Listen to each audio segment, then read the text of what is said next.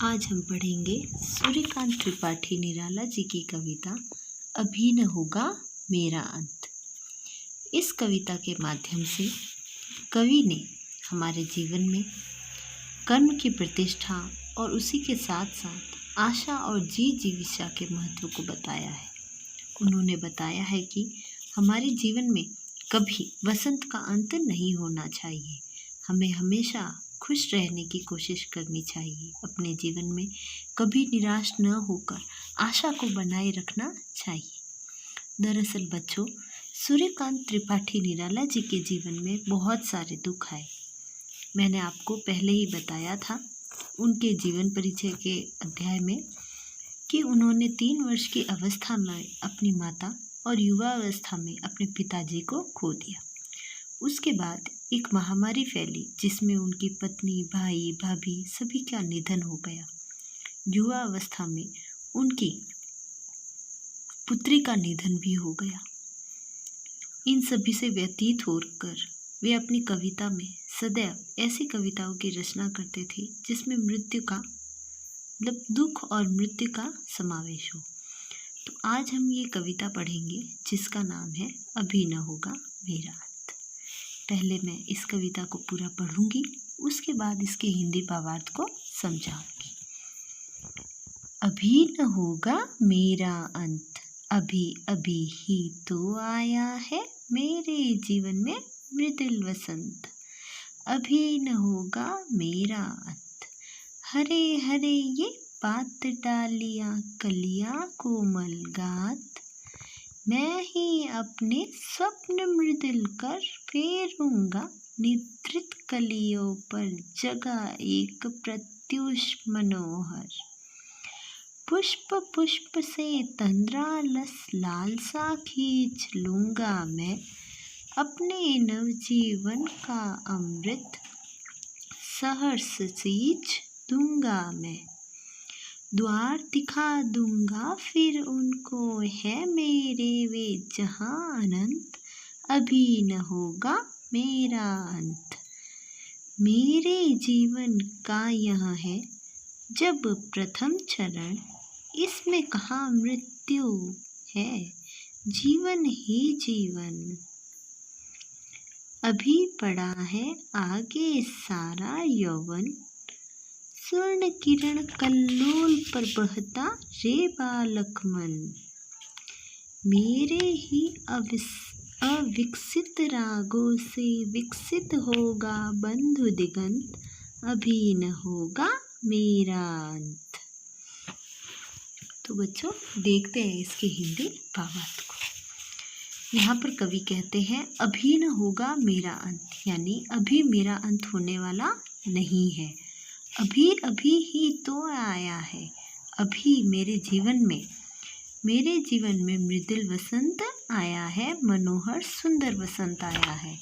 अभी न होगा मेरा अंत, अब मेरा अंत नहीं होने वाला।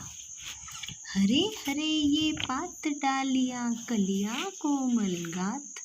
आगे कवि कहते हैं कि हरे हरे ये पत्ते, ये डालियाँ और ये जो कोमल कलियाँ हैं, ये बता रही है कि अभी मेरा अंत नहीं होने वाला है।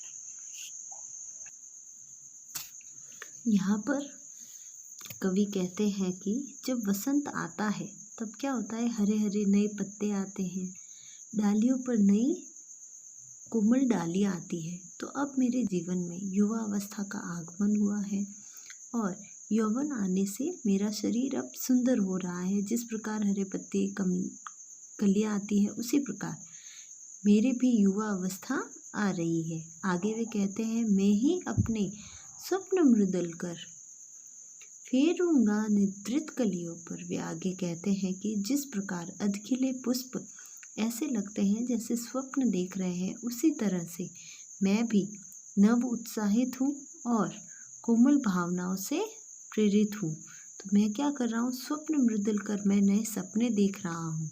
जिस प्रकार अधखिले पुष्प होते हैं उसी प्रकार मैं भी स्वप्न देख रहा हूँ और इन स्वप्नों को मैं फेरूंगा निद्रित कलियों पर जगा एक प्रत्युष मनोहर। मैं इन स्वप्नों को अवश्य पूरा करूँगा, इन प्रत्युष का अर्थ होता है सुबह, सुबह भोर।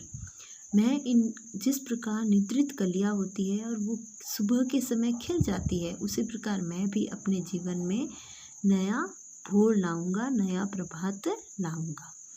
आगे वे कहते हैं, पुष्प पुष्प से तंद्रा लालसा खींच लूँगा मैं।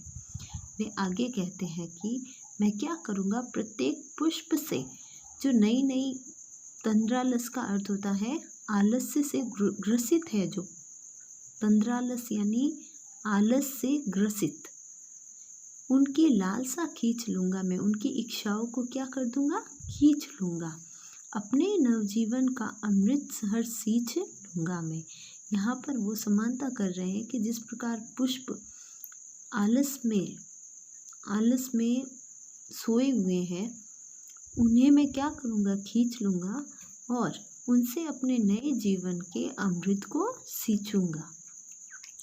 द्वार दिखा दूंगा फिर उनको, है मेरे वे जहाँ अनंत। फिर मैं क्या करूँगा, अनंत का अर्थ होता है जिसका कोई अंत नहीं है, असीमित है। द्वार दिखा दूंगा फिर उनको। फिर आगे कहते हैं कि मैं अपने जीवन के अमृत को सींच कर अपनी कोमल भावनाओं से उन्हें सींचूंगा और फिर उन्हें द्वार दिखाऊंगा। मैं उन्हें बाहर निकलने का द्वार दिखाऊंगा, यानी कि उन्हें विकसित करने का द्वार दिखाऊंगा, उन्हें विकसित करने का, और वहाँ ले जाऊंगा जहाँ पर असीमित, यानी कि जहाँ उनका कोई अंत ही नहीं है। अभी न होगा मेरा अंत, अब मेरा अंत नहीं होने वाला। आगे वे कहते हैं कि मेरे जीवन का यह है जब प्रथम चरण, कवि निराला जी कहते हैं, अभी यह मेरे जीवन का प्रथम चरण है, यानी कि युवा अवस्था है। इसमें कहाँ मृत्यु, और इस नव वसंत रूपी युवा अवस्था में मृत्यु कैसे हो सकती है। यहाँ तो जीवन ही जीवन है, यहाँ तो बहुत अभी पड़ा है आगे सारा यौवन, पूरी युवा अवस्था अभी आगे पड़ी है। आगे वे कहते हैं, स्वर्ण किरण कल्लोलों पर बहता रे बालक मन। आगे वे कहते हैं कि अभी इस युवा अवस्था में लंबा काल भी शेष है और सारा जीवन पड़ा हुआ है। अभी तो जीवन रूपी प्रभात में मनोरम भावनाओं की स्वर्ण किरण बिखरी हुई है। ये जो स्वर्ण किरण है, ये क्या है, नई नई भावनाएं हैं, कल्लोल कर रही है, ये किलकारियाँ कर रही है, प्रसन्न है। कल्लोल का अर्थ होता है प्रसन्नता। स्वर्ण किरण कल्लोल पर बहता रे मानव बालक मन। भी कहते हैं कि मेरी जो ये कोमल मन है वह प्रसन्न है, और ये बंधु यह अविकसित राग से क्या हो रहा है, कल्पनाओं की ओर जा रहा है। ये कल्पनाएं कर रहा है क्योंकि ये बालक मन है, अभी अभी युवा हुआ है।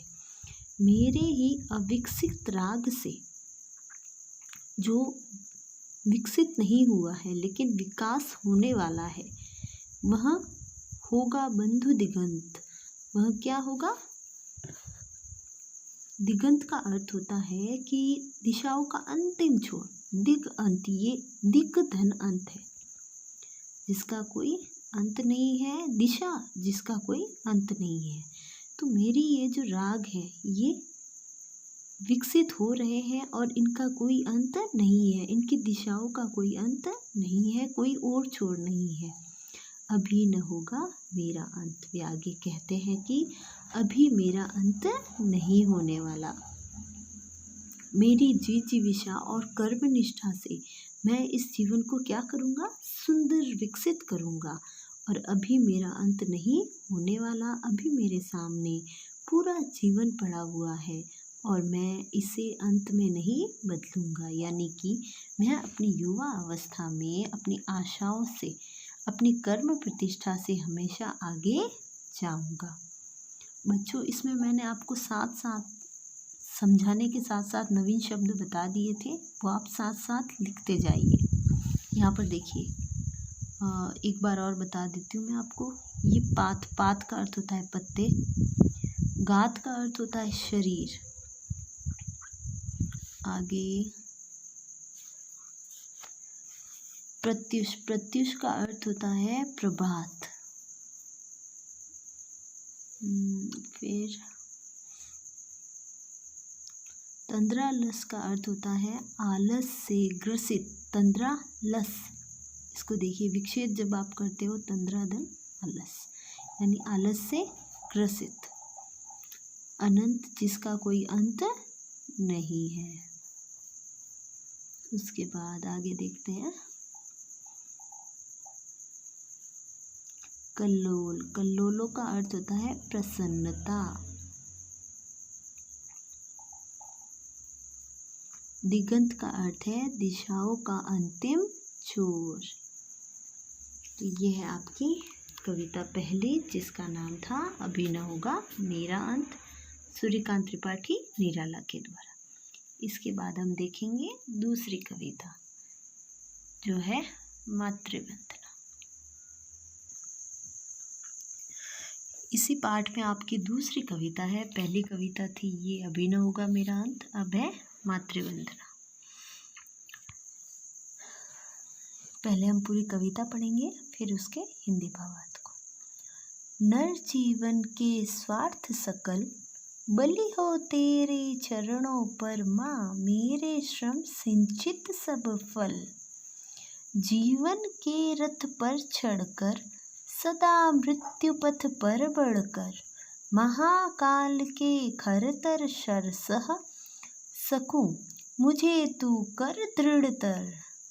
जागे मेरे उर में तेरी मूर्ति, अश्रु जल धौत विमल। दृग जल से पाबल बलि कर दूं, जननी जन्म श्रम संचित फल। बाधाएं आए तन पर, देखो तुझे नयन मन भर। मुझे देख तो सजल त्रिगो से, अपलक उर के शतदल पर। क्लेद युक्त अपना तन दूंगा, मुक्त करूंगा तुझे अटल। तेरे चरणों पर देकर बलि, सकल श्रेय श्रम सिंचित फल। अब देखते हैं इसके हिंदी भावार्थ को। देखिए बच्चों, ये जो कविता है मातृवंदना, ये निराला जी ने अपने राष्ट्र प्रेम को इसमें मुखरित किया है, अपने राष्ट्र प्रेम के बारे में बताया है। इसमें वे अपने अर्जित सभी कर्म फलों को माँ भारती की चरणों में अर्पित करना चाहते हैं, और इसने अर्पित करके वो अपने आप को धन्य महसूस कर रहे हैं।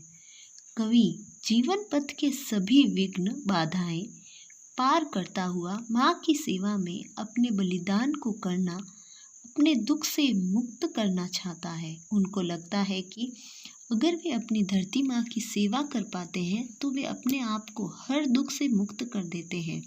यह विनय शिल्प में लिखी गई अद्भुत कविता है।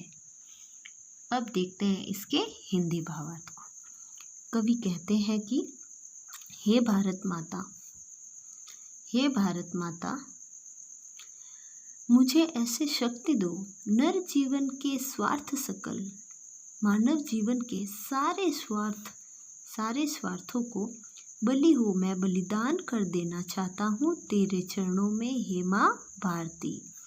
मेरे श्रम सिंचित सब फल, ये कहते हैं कि मैंने श्रम से, अपने कर्म फल से जो भी सिंचित किया है, जो भी इकट्ठा किया है, वो सब कुछ मैं तुझे दे दूँ, तेरे चरणों में बलि कर दूँ, तेरे चरणों में अर्पित कर दूँ, समर्पित कर दूँ।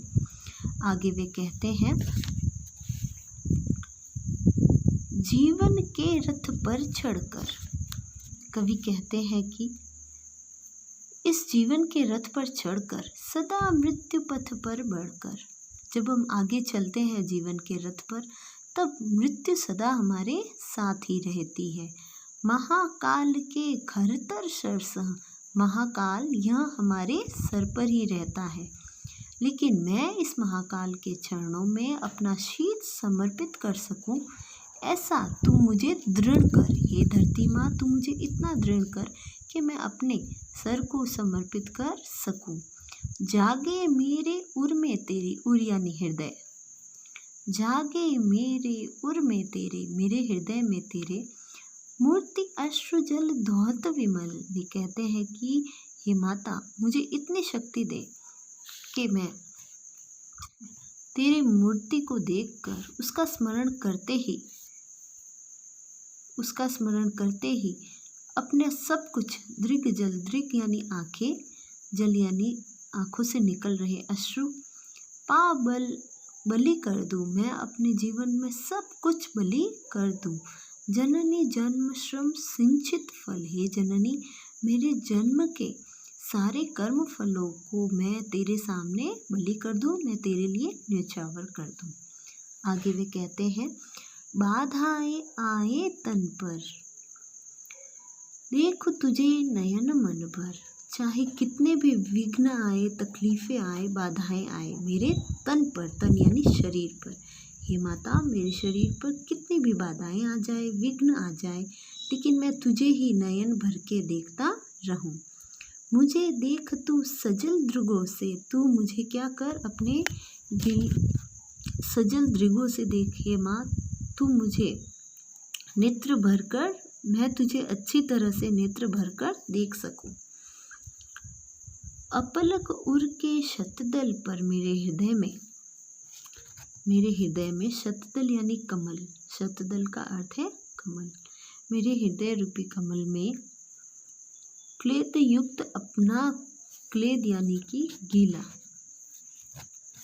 क्लेद का अर्थ होता है गीला, क्लेद युक्त अपना तन दूंगा। मैं इस कमल रूपी शतदल में अपने पूरे शरीर को न्यौछावर कर दूंगा।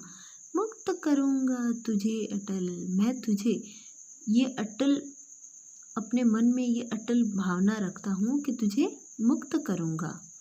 तेरे चरणों पर देकर बलि, सकल श्रेयसम सिंचित फल।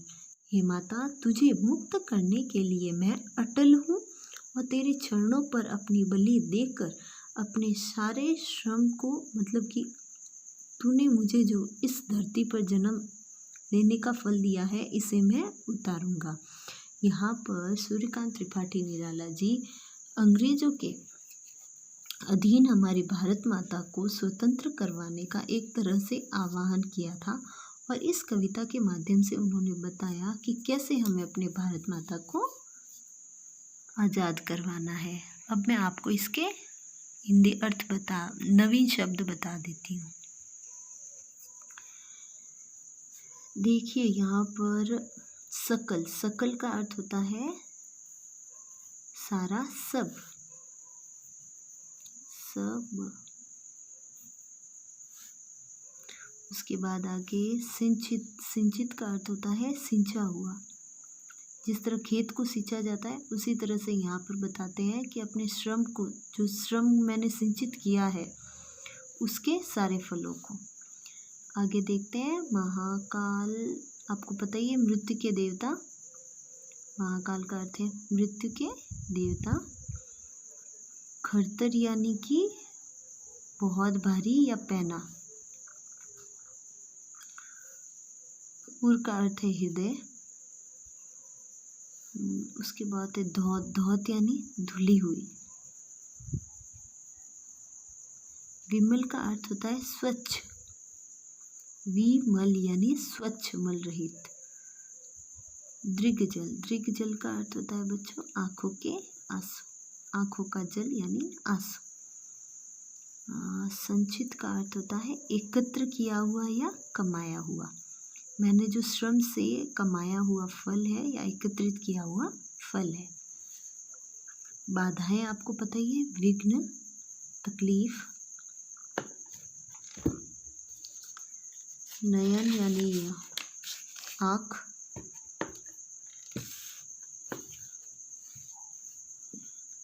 फिर उसके बाद सजल यानी भीगे जल से, गीले, अश्रुयुक्त, ठीक है, ऋगजल सजल एक ही है। उसके बाद आगे है शतदल, शतदल यानी कमल, कमल का पर्यायवाची शब्द है शतदल।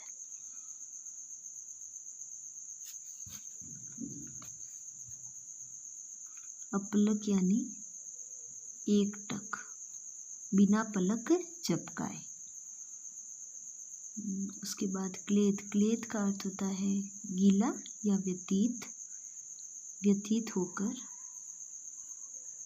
अपना तन दूंगा। क्लेद युक्त, अब व्यतीत होकर मैं अपना तन दूंगा।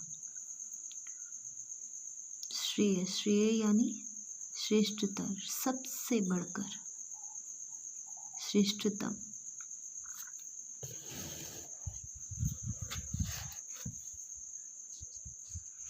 ठीक है, यहाँ पर हमारी ये कविता समाप्त होती है। धन्यवाद।